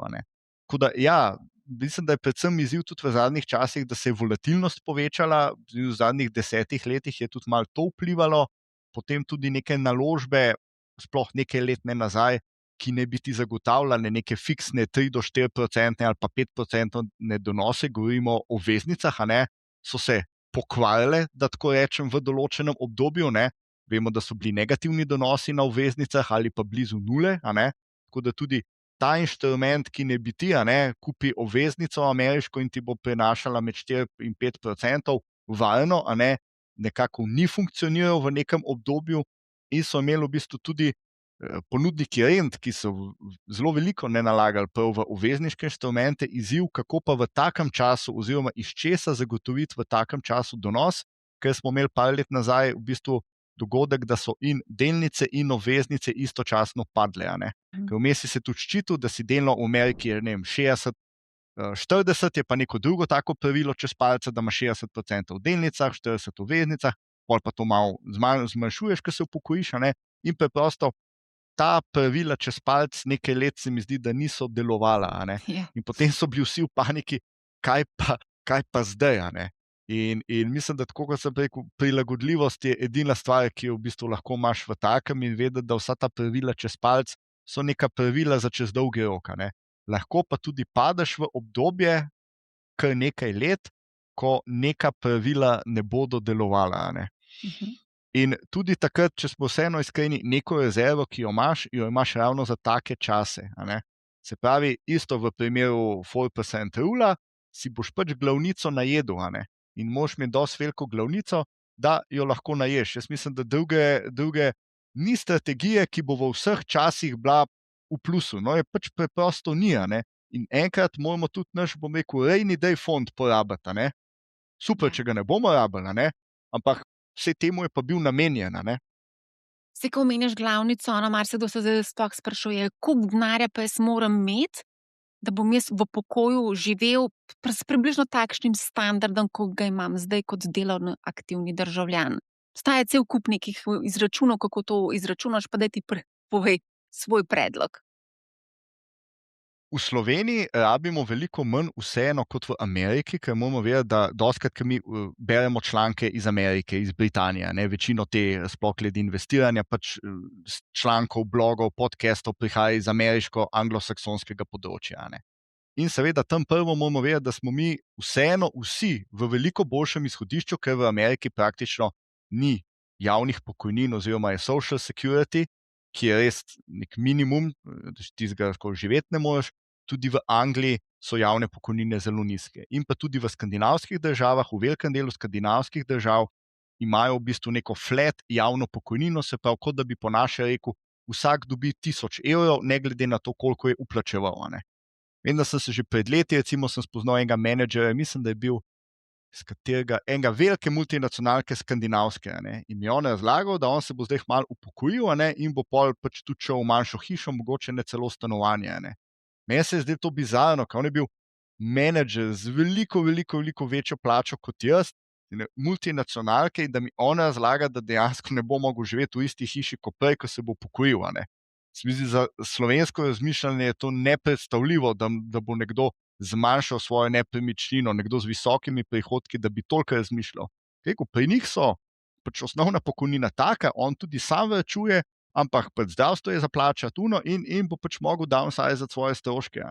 Tako da, koliko rabiš našparano, je zelo odvisno, kje si. In za enega Američana, če nimaš milijona evrov v pokoju, pač je to minimum. Za slovenske razmere seveda je to neka velika vsota.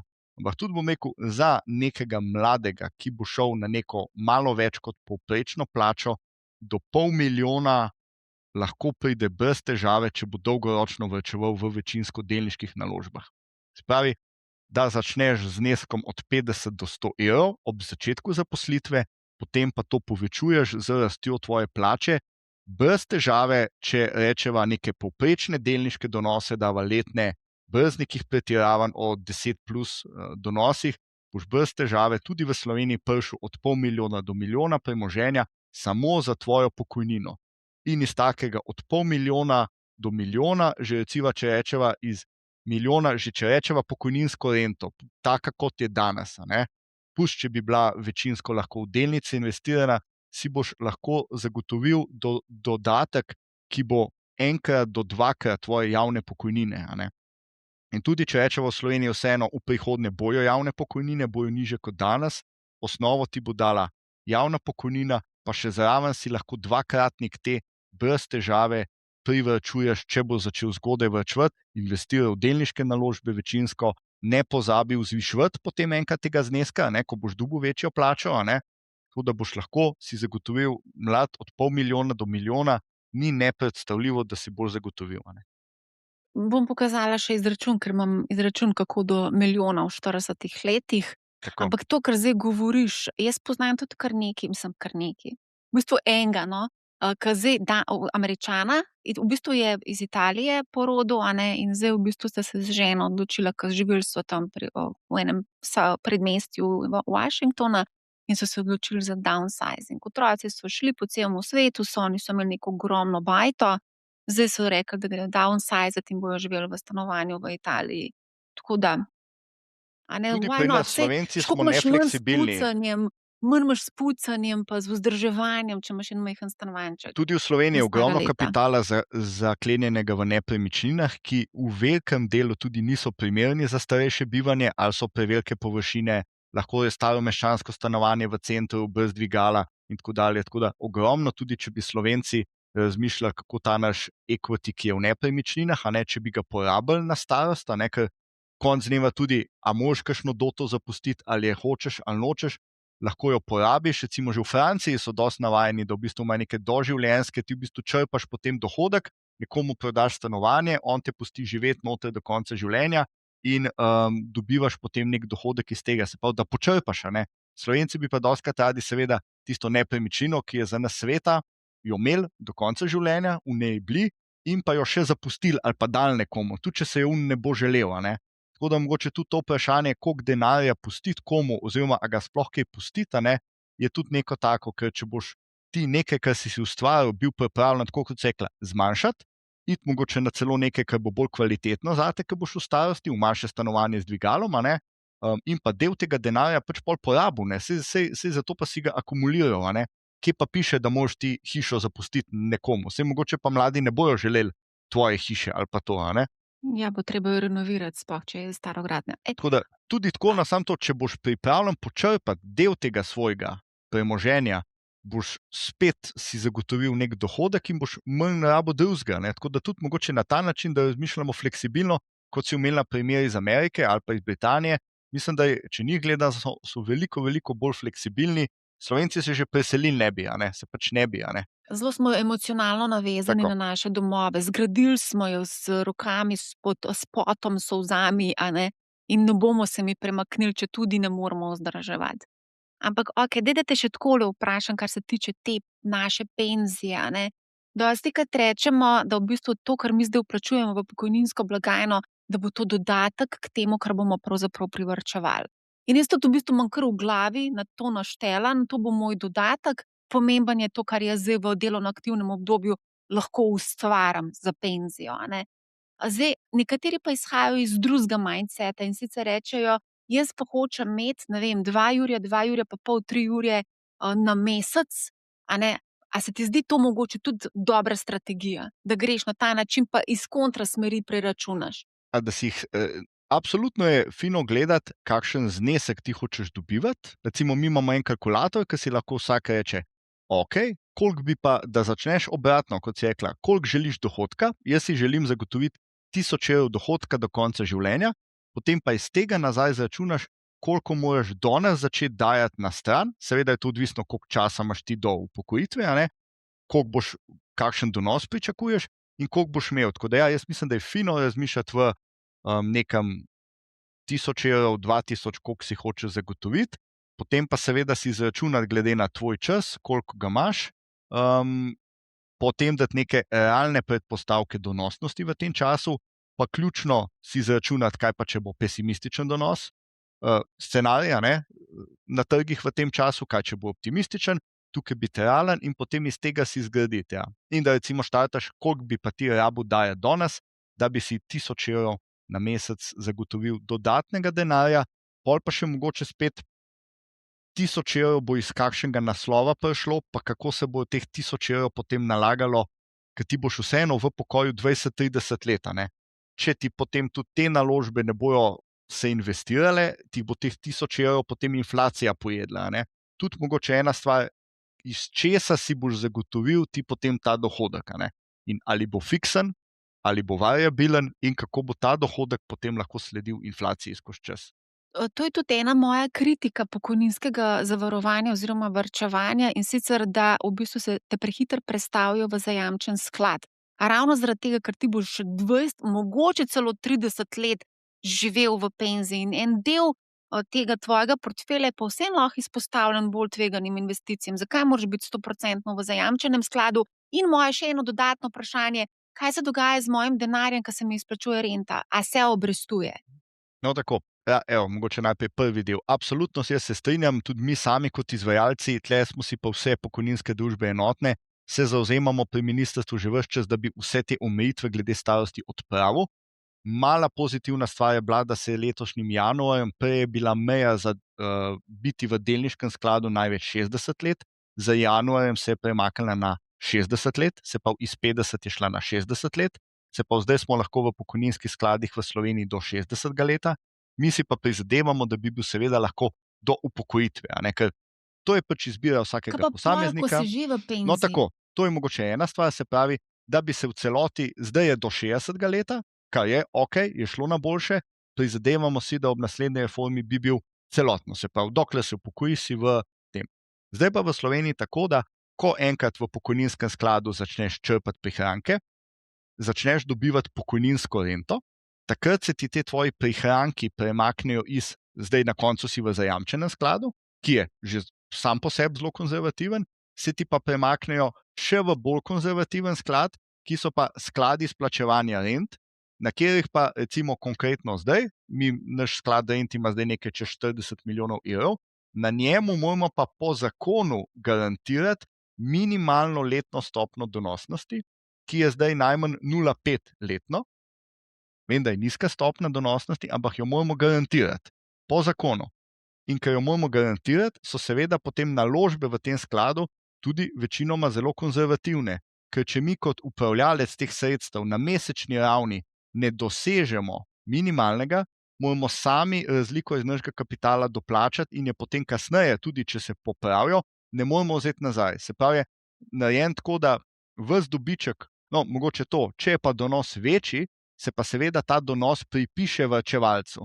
Trenutno zdaj na 12 mesecev ima naš rentni sklad okoli 2,2 letno donosno za zadnjih 12 mesecev. Se pravi, odgovor je ja, ko začneš dobivati rento, se te prihranki še vedno investirajo, so investirani v zelo konzervativnem skladu izplačevanja rent, ki ima večinsko obvezniške naložbe. Tako da v časih, ko so obveznice bolj donosne, je donos tega sklada višji, ko so nižje, je nižji. No, tako da so obrestovane, so investirane, ampak v zelo konzervativnem skladu in tudi mi si želimo, ravno zdaj je odprt v bistvu en pravilnik za izplačevanje rent, katerega ima Ministrstvo za finance čez, in mi si prizadevamo zdaj tudi, da bi odpravili to omejitev minimalnega donosa, potem bi pa lahko tudi mi obrestovali rentne sklade, ki bi del sredstev investirali v delnice. Ker seveda, rento, kot si omenila, pričakuješ, da jo boš dobil od 20 do 25 let, in zakaj ne bi del tega denarja investiral tudi v delnice. To pomeni, da bi bila renta lahko na dolgi rok višja, lahko bi mi pa tudi nihala. Ne? Jaz osebno bi si želel tako rento, ki bi bila 100% investirana v delnice, ker si bom osnovo zagotovil iz drugih virov in ne bom lačen, če mi bo moja pokojninska renta zanihala na mesečni ravni, grem pa na to, da bom na 20 let imel bolj naložen ta denar. Ne? Tako da škarje in platno ima trenutno Ministrstvo za finance, če odpravijo z enim enostavnim ukrepom minimalno stopno donosnosti, ki jo moramo pokojninski skladi zagotavljati na rentnih izplačilih, bomo z veseljem vsi pokojninski skladi oblikovali sklade rent, ki bodo investirali tudi v delnice, tako da potem bi vsak varčevalec lahko se odločil, ali želi imeti rento, ki je garantirana in relativno nizko donosna, ker pač, če je garantirana, drugače ne more biti, ali pa imel rento, ki bo lahko mu nihala in bo imel na dolgi rok večji donos. Tako da upamo, da se bo do konca leta to dejansko zgodilo. S temi rentnimi izplačili kar nekaj problemov, če mene vprašaš. Do 12% administrativni stroški, menda da v zakonu, a ne, mislim, da imate vi 8% stroške, ste dvignili. A ne, mislim, pa imava 0,5% zajamčeno, oziroma pač mogoče, če boste imeli uspešno leto, bo obrestovano z 2,2, trenutna inflacija, koliko 3,1 ali koliko je. Tako da plus to, da 20 let se izplačuje ta renta in da v bistvu niti ne pokrije inflacije, ne, to je kar velik minus, če me vprašaš. Se vem, ne bova zdaj v tem, ampak greva šeram pač ta, kako do Mogoče bi milijona. sam tukaj, se strinjam, produkt je bil ujet v zakonodajalec, je bil pač pretirano konzervativen, ko se je oblikovalo. In če rečemo, da na naložbeni strani, zdaj ko varčujemo, se je leta 2016 omogočilo sklade življenjskega cikla, kjer lahko varčujemo v delnicah, se na tem strani črpanja še ni naredilo nič. Ravno zdaj se je ta zakonodaja na srečo odprla in res upamo, da bodo odprli pač omejitve, ker če si preveč konzervativen na dolgi rok, te to stane. In nažalost so trenutni rentni produkti ujeti v to zakonodajno zanko, mi ne moremo bolj dinamično vlagati, ker imamo ta zajamčen donos, če se bo odpravila, ob tem, da še vedno ohraniš te zajamčene za tiste, ki si jih želijo, in ponudiš varčevalcem več različnih možnosti, potem ne se pa sami odločijo, ali želijo doživljenjsko rento, ali želijo neko časovno omejeno rento in ali želijo rento z garancijo. Ne, absolutno je to na pokojninskih skladih področje, ki je ga zdaj kritično nasloviti, ker črpanje je kar v redu zdaj naslovljeno, lahko rečemo, ampak ta faza črpanja je pa nujno, da ministrstvo spremeni zakonodajo. Koliko je pa na zajamčenem skladu trenutno pač ta minimalni donos? 1,44 je za nas na letni ravni, ampak ga presegamo lansko leto izko 5% donos na zajamčenem Se bomo skladu. enkrat naredili ločeno Ja. epizodo. Če vas zanima pokojninsko dodatno pokojninsko varčevanje, prostovoljno, a ne, v sklopu, večina varčuje preko delodajalca, marsikdo niti sploh ne ve, da varčuje, a ne, čeprav je sklenil to kolektivno zavarovanje. Koliko je 98% ljudi, se mi zdi, da varčuje preko kolektivnih zavarovanj, Tako je. ne? Velika večina je vključenih prek delodajalcev, ki tudi v večini primerov celotno premijo ali pa vsaj del plačujejo, financirajo. Pa to dostikrat plačuje tisto minimalno, morava biti iskrena. Koliko je minimalna? 35 ali koliko je? Minimalna je zdaj 36 evrov. 36. Imamo pa, bom rekel, tudi primere dobrih delodajalcev, ki pa plačujejo maksimalnih 5,8%, ob tem, da mogoče tudi omenil, to je samo maksimalna olajšava, lahko se vplača tudi več in imamo celo par podjetij, ki plačajo tudi več, kot je pa ta višina olajšave, ker pač hočejo zagotoviti neke večje zneske za ta namen. Ja, okej.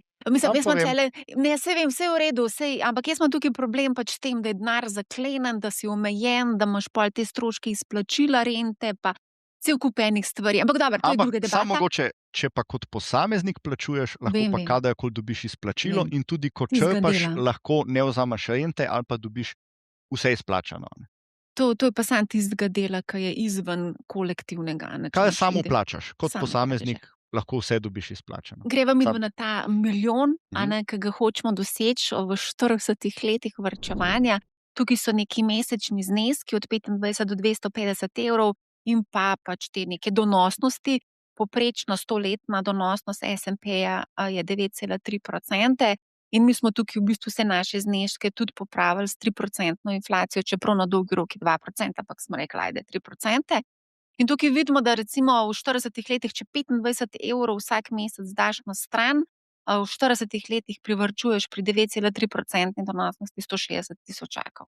Zdaj 25 evrov, verjetno nekdo, ki začne, se zaposli, prva zaposlitev, mogoče si bi privoščil 25, ampak potem, ko mi karierno napredujemo, ko plača raste ponavadi tudi ti vložki. Pa recimo, tukaj dobro, zdaj sem tukaj dala samo pač takih primera, mogla bi ga v bistvu popravljati z rastjo našega dohodka, ampak čisto tako, hipotetično, recimo, kdaj bi prišli do tega prvega milijona, če bi recimo skozi enak znesek vplačevali, recimo 150 evrov, tukaj že pridemo skoraj do milijona, 960 tisoč pri 9,3% donosnosti. To je treba še povedati, pretekli donosi ni rečeno, da se bodo zgodili tudi v prihodnje. Zdaj smo imeli les 9,3, oziroma če gledamo krajše obdobje, je bil še višji procent, ampak to ne vemo, če se bo ponavljalo na dolgi rok, ne v prihodnosti.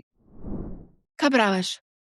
Tako kot sem rekel, to je čisto realen scenarij lahko za vsakega posameznika, ki lahko nekaj da na stran. V mladih letih začne z manjšim zneskom, ga potem povečuje in tudi če greva tukaj, če bi dala 5% letne donosnosti, bi tudi tam z nekom, ki bi začel s 25, pa pol to povišval, bi lahko prišel v 40 letih na milijonski znesek z neko res tako realno konzervativno predpostavko.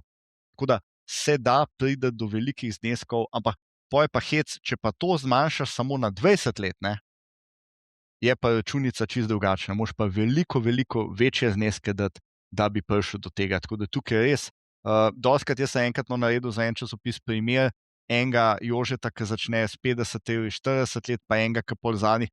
Ne ujameš z višino zneska, ne ujameš potem, tako da ta zgodaj začeti s prvo delovno dobo, ali pa kot sva rekla, da daš zdaj le nekih 5 do 10 tisoč evrov danes na stran in pustiš za tvojega otroka, da se mu bo 65 let obrestvalo, si naredil vse. Pa vem, nimamo vsi 5000 evrov danes, da jih damo, ampak če se zgodi, da kdo dobi kakšno dediščino, kaj tacga, da daš sam 5000 evrov na stran za otroka, pa pustiš 65 let investirano, ne ležati, ampak investirano, je neverjetno, kakšen efekt.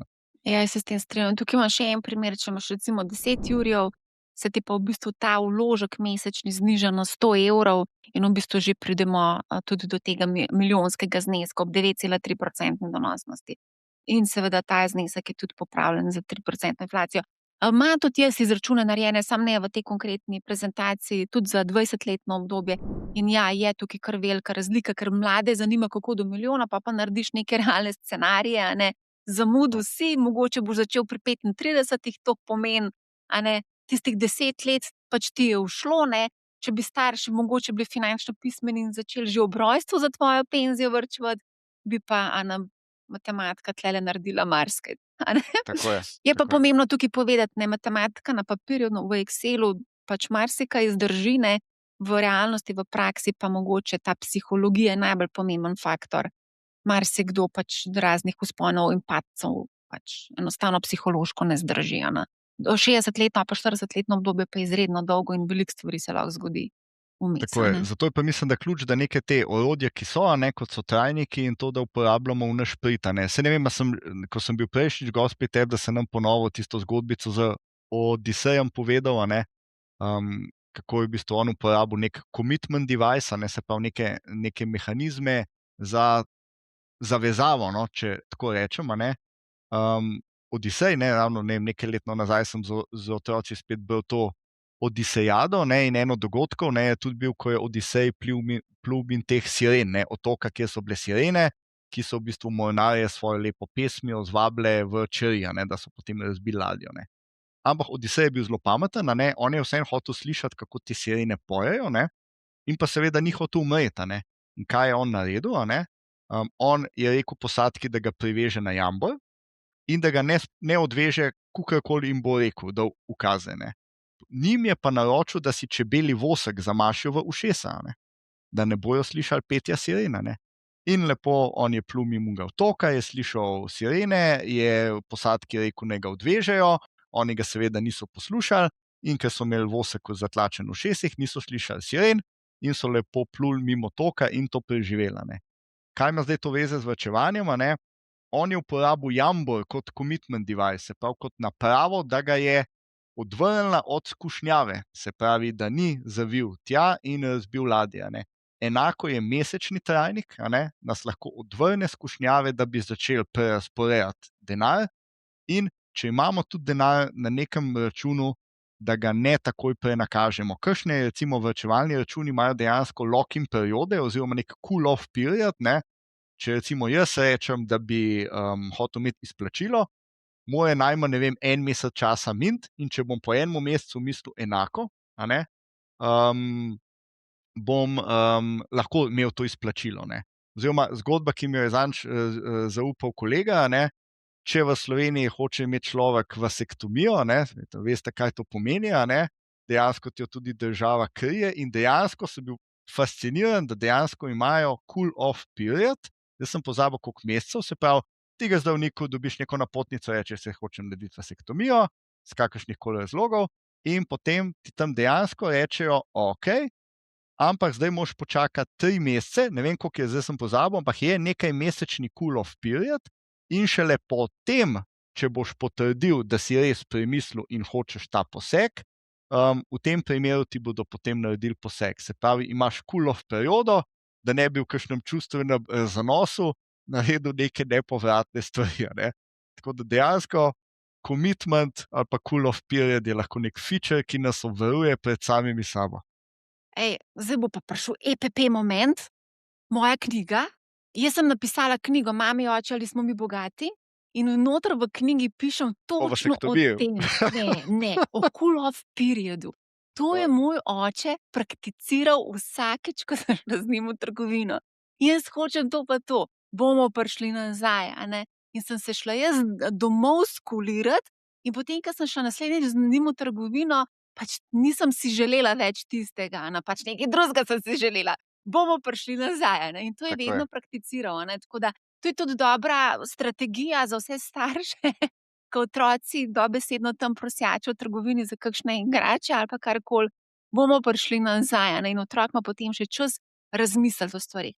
In to, kar zdaj ti govoriš, o cool-off periodu, je pravzaprav na nek način tudi to, kar na dolgi rok kot investitorji moramo nekako v sebi imeti, potrpežljivost. Se pravi, imeti končni cilj, biti potrpežljiv, pa mogoče, kakor si ti rekel, določenih stvari, ki nas zamamijo, da bi jih kupili, pa mogoče jih ne rabimo kupiti, ampak rabimo zaradi statusnega simbola ali pa potrjevanja pred prijatelji, znanci, sorodniki, sosedi, mogoče pač je čas, da se malo ustavimo, pa si vzamemo ta cool-off period, pa malo razmislimo o naših vrednotah konec koncev. Oziroma, se pravijo, da si napišeš na nek list ali pa v Excel neke želje, cilje, in jih pol čez pol leta pogledaš. In če bo to še vedno tisto, kar si želel, seveda vprašanje, koliko je kaj drago, lahko za kaj 20 let čakaš, pa si pa privošči to za svoj 50. rojstni dan, za Abraham, jaz ne vem zakaj. Ampak če ti res nekaj veliko čustvenega nekaj da, pa ne da bankrotiraš družino zaradi ene ure, bom rekel.